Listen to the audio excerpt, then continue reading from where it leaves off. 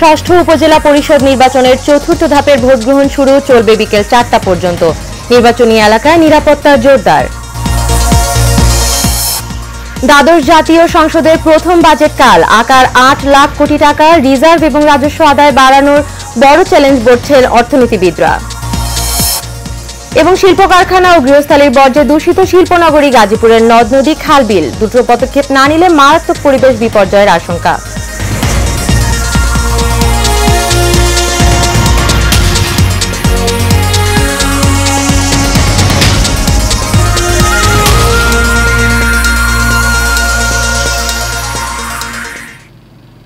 স্বাগত এশিয়ান নিউজের সঙ্গে আছে আকলিমা বিনতে ইউনুস। এতক্ষণ শুনছিলেন বিআরবি কেবল ইন্ডাস্ট্রিজ লিমিটেড সংবাদ শিরোনাম। এবারে চলে যাচ্ছি বিস্তারিত সংবাদে। শুরুতেই উপজেলা নির্বাচনের খবর।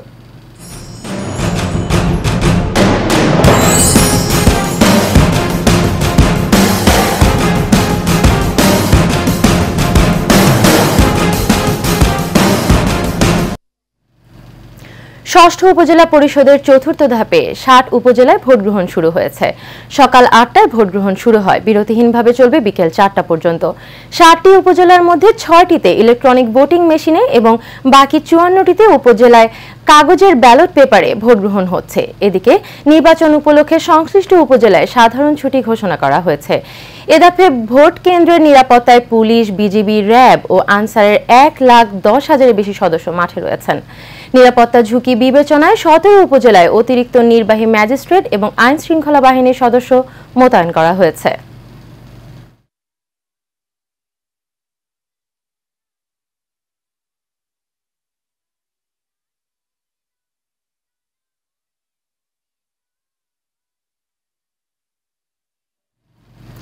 উপজেলা নির্বাচনের খবর আরো জানতে আমরা রংপুর থেকে সরাসরি যুক্ত হব আমাদের সহকর্মী বাদশা ওসমানীর সাথে।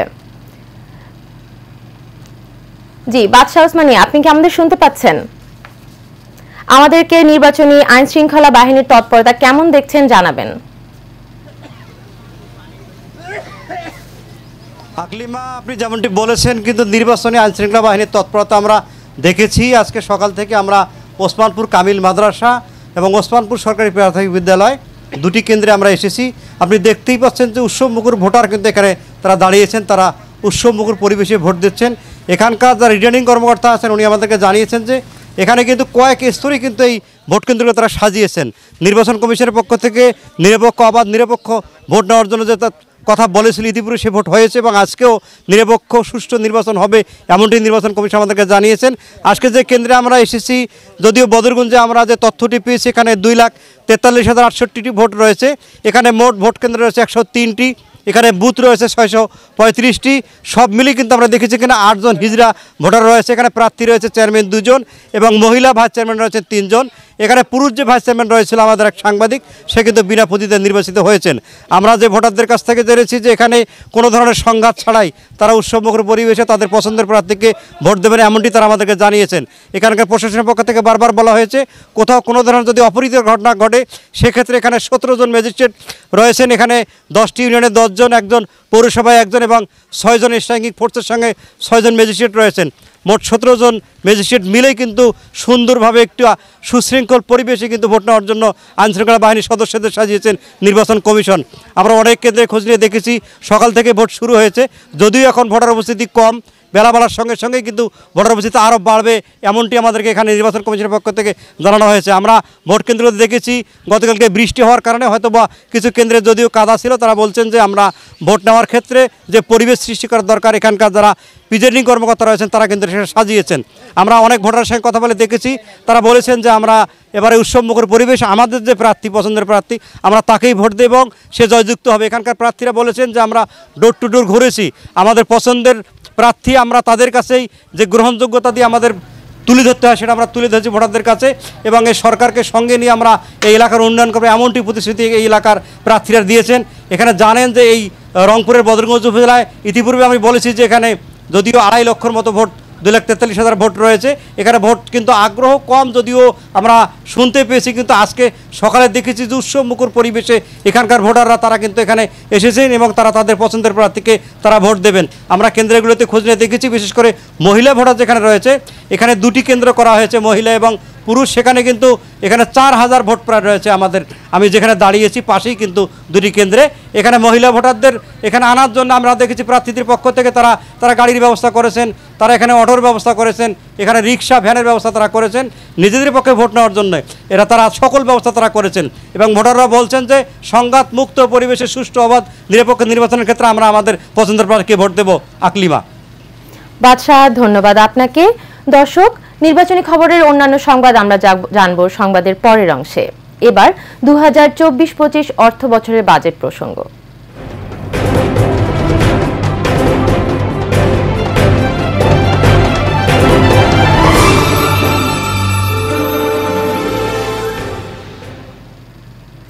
বাংলাদেশের ইতিহাসের সবচেয়ে বড় বাজেট পেশ হতে যাচ্ছে আগামীকাল। 2024-25 অর্থ বছরের জন্য মূল্যস্ফীতি, রিজার্ভ ও রাজস্ব আদায়ের বড় চ্যালেঞ্জ নিয়ে প্রায় 8 লাখ কোটি টাকার বাজেট প্রস্তাব পেশ করবেন অর্থমন্ত্রী আবুল হাসান মাহমুদ আলী। এসব চ্যালেঞ্জের উত্তরণ ঘটিয়ে আগামী অর্থ বছরের বাজেটে মানুষের আশা আকাঙ্ক্ষার প্রতিফলন ঘটবে কিনা তা নিয়ে বিশ্লেষণ করেছেন অর্থনীতিবিদরা। এই চেমিত রিপোর্টে থাকছে বিস্তারিত। শর্ত সাপেক্ষে কর্পোরেট কর হার কমানোর সিদ্ধান্ত নিয়েছে এনবিআর। উৎপাদনশীল খাতে তালিকাভুক্ত নয় এমন শিল্পের কর 27% থেকে কমিয়ে 25% করা হতে পারে। তবে অন্য সব খাতে কর অপরিবর্তিত থাকবে। 16 লাখ টাকার বেশি বার্ষিক আয়ের ক্ষেত্রে ব্যক্তি পর্যায়ের কর হার 25% থেকে বাড়িয়ে 30% করা হচ্ছে। বাজেটের ব্যয় মেটাতে সরকারের ঋণ নির্ভরতা আরও বাড়ছে। আগামী বাজেট হতে পারে প্রায় 8 লাখ কোটি টাকার। এর 1/3 অর্থই আসবে দেশি বিদেশি ঋণ হিসেবে। ঋণের পরিমাণ হতে পারে 2,80,000 কোটি টাকার মতো। আগামী অর্থ বছরে মোট ঋণের মধ্যে নিট বিদেশি ঋণের লক্ষ্যমাত্রা ধরা হচ্ছে 1,15,000 কোটি টাকার মতো। বাকি 1,65,000 কোটি টাকা নিয়ে হতে পারে দেশি ঋণ। দেশি ঋণের মধ্যে 1,45,000 কোটি টাকা নেওয়ার চিন্তা করা হচ্ছে ব্যাংক ব্যবস্থা থেকে। বাকি 20,000 কোটি টাকা নেওয়া হবে সঞ্চয়পত্র বিক্রি ও অন্যান্য উৎস থেকে। বাজেট ঘাটতি মেটাতে চলতি অর্থ বছরে মোট ঋণের লক্ষ্যমাত্রা ছিল 2,57,885 কোটি টাকা। সুদ পরিশোধের জন্য আগামী অর্থ বছরে বাজেটের বড় আকারের অর্থ বরাদ্দ রাখা হচ্ছে। বাজেটে ঋণের সুদ পরিশোধ বাবদ বরাদ্দ থাকবে 1,28,000 কোটি টাকার মতো। এর মধ্যে দেশি ঋণের সুদ 1,08,000 কোটি টাকা এবং বিদেশি ঋণের সুদ 20,000 কোটি টাকা। 5 বছর আগের তুলনায় এ বরাদ্দ দ্বিগুণের কাছাকাছি। চলতি অর্থ বছরে বাজেটের সুদ খরচ বাবদ 94,776,000 কোটি টাকা বরাদ্দ রাখা হয়েছিল। অর্থ বিভাগ সূত্র বলছে, অর্থ বছর শেষে সুদ পরিশোধ বাবদ ব্যয় আরও বাড়তে পারে। আগামী অর্থ বছরের বাজেটে সামাজিক নিরাপত্তা খাতে মোট বরাদ্দ রাখা হবে 1,30,000 কোটি টাকার বেশি। চলতি অর্থ বছরে এ খাতে বরাদ্দ ছিল 1,26,272 কোটি টাকা। নগদ সহায়তা, খাদ্য সহায়তা, কর্মসৃজন, বৃত্তি, বিশেষ সহায়তা, বিশেষ জনগোষ্ঠীর জন্য সহায়তা ও উন্নয়নমূলক কর্মকাণ্ড ইত্যাদি বিষয়ে সামাজিক নিরাপত্তা বেষ্টনী খাতের আওতায় 115টি বিষয় বা কর্মসূচি রয়েছে। বাস্তবায়নের দায়িত্বে রয়েছে 24টি মন্ত্রণালয় ও বিভাগ। খাদ্য নিরাপত্তা ও কর্মসৃজন কর্মসূচিতে থাকছে 11টি বিষয়। এছাড়াও বৃত্তি বাবদ 6টি, নগদ ও খাদ্য সহায়তা সংক্রান্ত 17টি, ঋণ সহায়তার 2টি, বিশেষ সম্প্রদায় ও জনগোষ্ঠীর 13টি, বিভিন্ন তহবিল ও কর্মসূচি 9টি এবং 34টি উন্নয়ন কর্মসূচি বাবদ বরাদ্দ রাখার কথা বলা হচ্ছে সামাজিক নিরাপত্তা খাতে। H A Mitu, Asian television, Dhaka. এবারে ভিন্ন প্রসঙ্গ। রাজধানীর লাগোয়া শিল্পনগরী গাজীপুরের কলকারখানায় রয়েছে প্রায় 5,000। এসব কারখানা ও গৃহস্থালীর সকল বর্জ্য গিয়ে পড়ে নদী, নালা, খাল, বিলে। দূষণের পাশাপাশি অবৈধ দখলের কারণে প্রায় মৃত এই নগরীর জলাশয়। ফলে মারাত্মক পরিবেশ বিপর্যয়ের শঙ্কায় গাজীপুরের পরিবেশ। তবুও নীরব এই পরিবেশ অধিদপ্তর। তবে পরিবেশ রক্ষায় পদক্ষেপ নেয়ার আশ্বাস জেলা প্রশাসকের। বিস্তারিত আরিফ খান আবিরের রিপোর্টে জানাচ্ছেন আনোয়ার রাজ। রাজধানী লাগোয়া অবস্থিত গাজীপুর জেলা, যার কারণে গাজীপুর শিল্প মালিকদের নজরে পড়ে। রাতারাতি একের পর এক শিল্প কারখানা স্থাপন শুরু হয়। এখন ছোট বড় মিলিয়ে ৫,০০০ শিল্প কারখানা রয়েছে এখানে। এই কারখানাগুলোর দূষণ ও দখলে অস্তিত্ব সংকটে পড়েছে খাল-বিল, নদ-নদী। পাখির চোখে দেখছেন গাজীপুরের শ্রীপুরের লবলং খাল। ফ্যাক্টরির ময়লা পানি আসা এই জায়গায় মনে করেন যে মাছ তো দূরের কথা, কোনো পশু এই জায়গায় আসা পানি খেলে মনে করেন যে পশুটা মারা যায়। মাঝে মাঝে দেখা যাচ্ছে মিল ফ্যাক্টরিরা পাশ দিয়ে দখল করে নিচ্ছে। খাল থাকার কথা 50 ফিট, জায়গায় জায়গায় 20 ফিটও আছে। পরিবেশবিদরা মনে করছেন পুরো বিশ্ব জলবায়ুকে হুমকির মুখে ফেলেছে এসব শিল্প কারখানা। আর পরিবেশ অধিদপ্তরের লোক দেখানো অভিযান আর ঘুষ লেনদেনের কারণে পরিবেশ রক্ষার বদলে ধ্বংস হচ্ছে বলেও দাবি তাদের। অভিযান হচ্ছে, কিন্তু তারপরেও দেখা যাচ্ছে যে আপনার জরিমানা দিয়ে কিন্তু ফ্যাক্টরিগুলো আগের অবস্থায় চলে যাচ্ছে। এখন অভিযান তো হলেই হবে না, শুধুমাত্র অভিযানের সাথে সাথে তারা কি করবে, ফ্যাক্টরিগুলোর কোন প্রসিডিউরে যাওয়া প্রয়োজন, আমার মনে হয় সেটা পথ বাতলে দেওয়া প্রয়োজন। পরিবেশ রক্ষার চেয়ে পরিবেশের ক্ষতি বেশি করছে পরিবেশ অধিদপ্তরের কিছু অসাধু কর্মকর্তারা। এ বিষয়ে কথা বলতে গাজীপুর পরিবেশ অধিদপ্তরে পাওয়া যায়নি উপপরিচালককে। পরে এক খুদে বার্তায় মিটিংয়ে আছেন বলে জানিয়ে দেখা না করার অপারগতা দেখান। তবে জেলা প্রশাসক জানান প্রতিনিয়ত অভিযান করছেন পরিবেশ রক্ষার জন্য। বিভিন্ন ফ্যাক্টরিগুলো যারা এই নদ নদীতে এই মানে দূষিত বজ্র ফেলছে, ইটিপি ব্যবহার করছে না, তাদের বিরুদ্ধে কিন্তু অ্যাকশন নেওয়া হচ্ছে। যারাই এই পরিবেশ বিপর্যয়ের সাথে যুক্ত হচ্ছে, বিশেষ করে মাটি ভরাট করে যারা নিচু জমি ভরাট করে ওয়াটার রিজার্ভারগুলো নষ্ট করছে, তাদের বিরুদ্ধেও কিন্তু আমরা অ্যাকশন নিচ্ছি। যেসব অবৈধ প্রকল্প নিয়ে আসছে, হাউজিং প্রকল্পগুলো, এগুলো আমরা বন্ধ করে দিয়েছি। দুর্নীতি অনিয়মের সঙ্গে জড়িত পরিবেশ অধিদপ্তরের কর্মকর্তা কর্মচারীদের চিহ্নিত করে জবাবদিহিতার আওতায় এনে ও প্রভাবশালী শিল্প কারখানা মালিকদের প্রভাব থেকে মুক্ত করে পরিবেশ অধিদপ্তরের সুশাসন প্রতিষ্ঠা নিশ্চিত করতে পারলেই পরিবেশ ধ্বংসের পথ থেকে রেহাই পাবে। আনোয়ার রাজ, এশিয়ান টেলিভিশন। এনাম, উপজেলা নির্বাচনের আইন শৃঙ্খলা বাহিনীর তৎপরতা কেমন দেখছেন?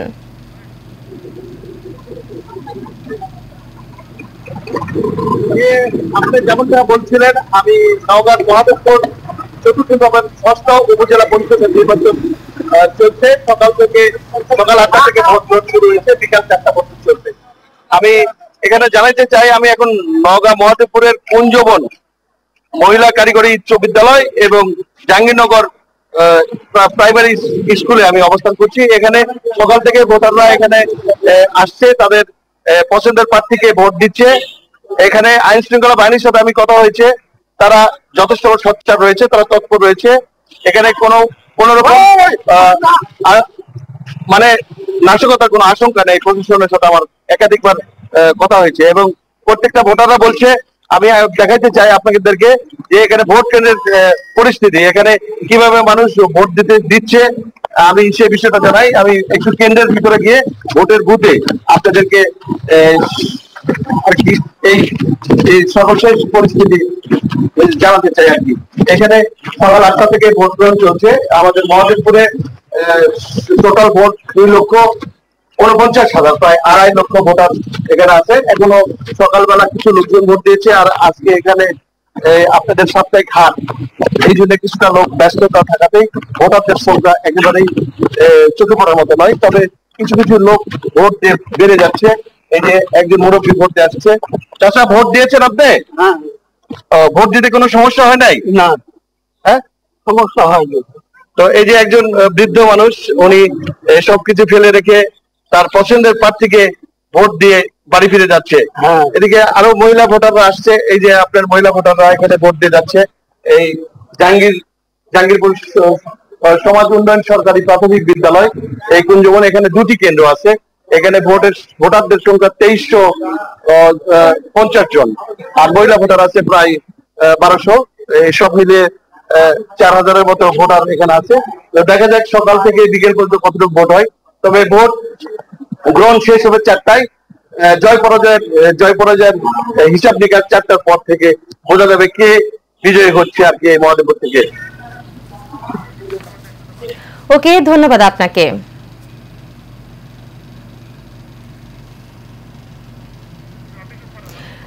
নোয়াখালীর সুবর্ণচর উপজেলার নবনির্বাচিত চেয়ারম্যান আতাহার ইশরাক শাবাব চৌধুরীকে ফুলের শুভেচ্ছা দেওয়া হয়েছে। মঙ্গলবার সকালে সুবর্ণচর উপজেলায় প্রথম কর্মদিবসে নিজস্ব অফিসে এই ফুলের শুভেচ্ছা দেওয়া হয়। পরে তিনি উপজেলার মাসিক আইনশৃঙ্খলা সভায় প্রধান অতিথি হিসেবে উপস্থিত ছিলেন। সভায় সভাপতিত্ব করেন উপজেলা নির্বাহী অফিসার আলামিন সরকার। সভায় আরও উপস্থিত ছিলেন OC Rafiqul Islam, vice chairman Abdullah Al Mamun, মহিলা ভাইস চেয়ারম্যান মুন্নি আহমেদ সহ আরও অনেকে।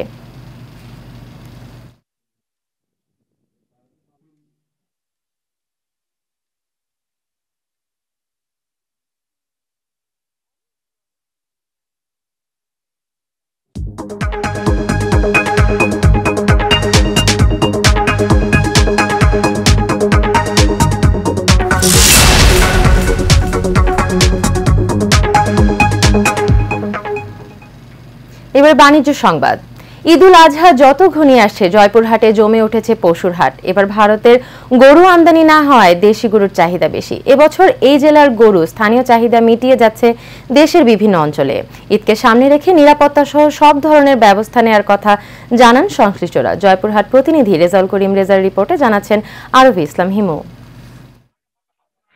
ঈদুল আজহা ঘনিয়ে আসায় জয়পুরহাটের স্থায়ী পশুর হাটগুলো জমে উঠতে শুরু করেছে। এই জেলায় প্রতি বছর ভারত থেকে প্রচুর গরু আমদানি হলেও এবারের চিত্রটা একেবারেই উল্টো। এই জেলায় ১৩,৩০০টি খামারে কোরবানির পশু প্রাকৃতিকভাবে পালন করছেন খামারিরা।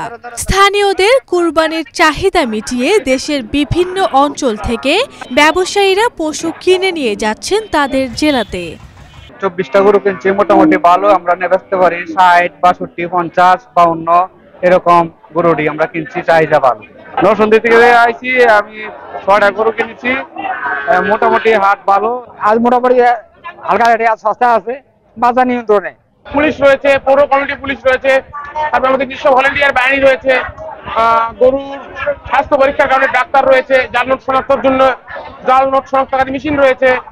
এদিকে ঈদকে সামনে রেখে হাটে সর্বোচ্চ নিরাপত্তার ব্যবস্থা নিশ্চিত করা হয়েছে বলে জানিয়েছেন জেলা পুলিশ। দূর দূরান্ত থেকে যখন জয়পুরহাটের নাগরিকগণ এই জেলাতে প্রবেশ করেন, তারা যেন কোনো প্রকার ভোগান্তির শিকার না হন, পথে ঘাটে তাদের ছিনতাইকারীর শিকার কবলে না পড়েন, সে লক্ষ্যে আমরা গ্রাম পুলিশ চৌকিদার দফাদারকে সাথে করে জেলা পুলিশ সর্বত্র টহল পুলিশের মুভমেন্ট বৃদ্ধি করেছি আমরা। এবছর স্থায়ী 17টি ও অস্থায়ী 10টি সহ মোট 87 হাটে কুরবানির পশু বেচা কেনা হচ্ছে। আরবি ইসলাম হিমু, এশিয়ান টেলিভিশন। মিনিস্টার ফ্রিজ কিনুন হাম্বা জিতুন অফারে ঢাকার মিরপুর 1 মিনিস্টারের নিজস্ব শোরুম থেকে 355 মডেলের স্ক্র্যাচ কার্ড ঘষে গরু উপহার পেয়েছেন মোহাম্মদ শাহজাহান। আনুষ্ঠানিকভাবে মিরপুর 1 শোরুম থেকে মিনিস্টার মাইওয়ান গ্রুপের শোরুম বিভাগের ডিরেক্টর মাহমুদুর রহমান খান তার কাছে এই গরুটি হস্তান্তর করেন। আসন্ন ঈদুল আজহার আনন্দ আরও বাড়িয়ে দিতে দেশের জনপ্রিয় দেশি ইলেকট্রনিক্স কোম্পানি মিনিস্টার নিয়ে এসেছে হাম্বা অফার। মিনিস্টারের নির্দিষ্ট মডেলের ফ্রিজ কিনলে গ্রাহক পেয়ে যেতে পারেন বিশাল গরু, অসংখ্য ফ্রি ফ্রিজ, নিশ্চিত ডিসকাউন্ট সহ আকর্ষণীয় সব উপহার।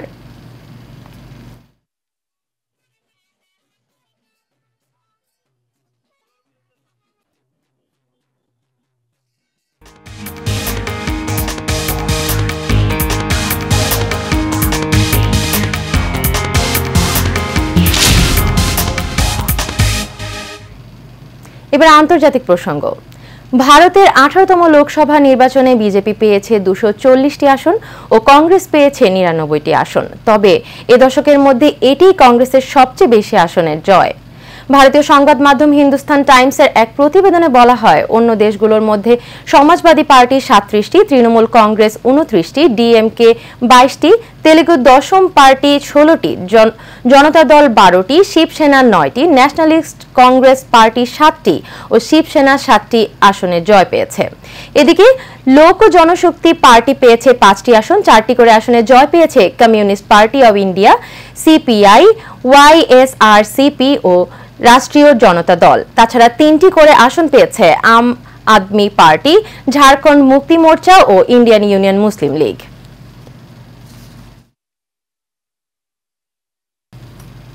চাকরি জাতীয়করণ ও প্রধানমন্ত্রী শেখ হাসিনার সাথে সাক্ষাৎ সহ বিভিন্ন দাবিতে মানববন্ধন কর্মসূচি পালন করেছে বাংলাদেশ ন্যাশনাল সার্ভিস পরিষদ। রাজধানীর মতিঝিলে যুব ভবনের সামনে প্রায় 20,000 সদস্যের অংশগ্রহণে এই মানববন্ধন কর্মসূচি পালন করা হয়। সংগঠনের কেন্দ্রীয় সভাপতি আতিকুর রহমান রাজা জানান, স্মার্ট বাংলাদেশ বিনির্মাণে বেকার নিরসনের বিকল্প নেই। এ সময় তিনি ন্যাশনাল সার্ভিসের সদস্যদের চাকরি স্থায়ীকরণের দাবি জানান। এছাড়াও বক্তব্য রাখেন ন্যাশনাল সার্ভিস পরিষদের সদস্যরা।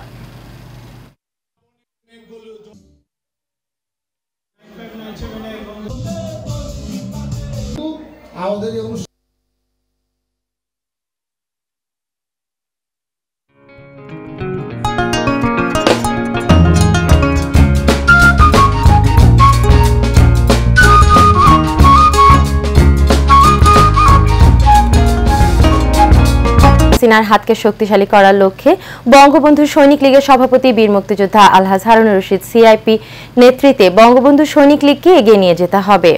চট্টগ্রামের দারুল ফজল মার্কেট কার্যালয়ে বঙ্গবন্ধু সৈনিক লীগ চট্টগ্রাম মহানগর কমিটির বর্ধিত সভায় বক্তারা এসব কথা বলেন। সংগঠনের সভাপতি মোহাম্মদ সেলিম হোসেন চৌধুরীর সভাপতিত্বে ও সাধারণ সম্পাদক মোহাম্মদ মামুনুর রশিদ রুবেলের পরিচালনায় বক্তব্য রাখেন সহসভাপতি এইচ.এম. হানিফ তালুকদার, ইমাম হোসেন মিল্লাত, লায়ন মোহাম্মদ শফিকুর রহমান চৌধুরী, মোহাম্মদ সালাউদ্দিন, জাবেদুল ইসলাম মোর্শেদ, সাংগঠনিক সম্পাদক লিমন সহ নেতৃবৃন্দ।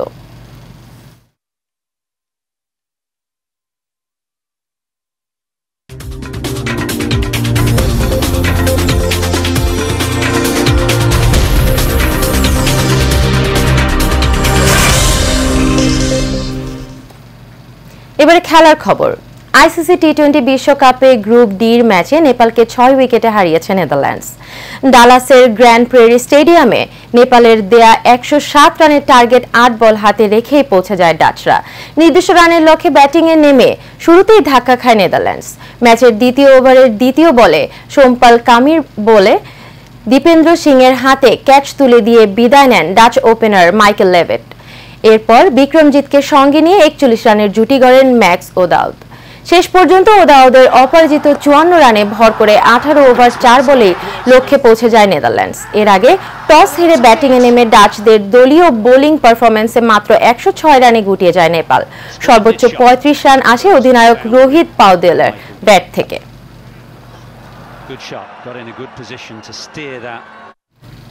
শেষ করব এশিয়ান নিউজ, তবে যাবার আগে বিআরবি কেবল ইন্ডাস্ট্রিজ লিমিটেড সংবাদ শিরোনামগুলো জেনে নেব আরো একবার।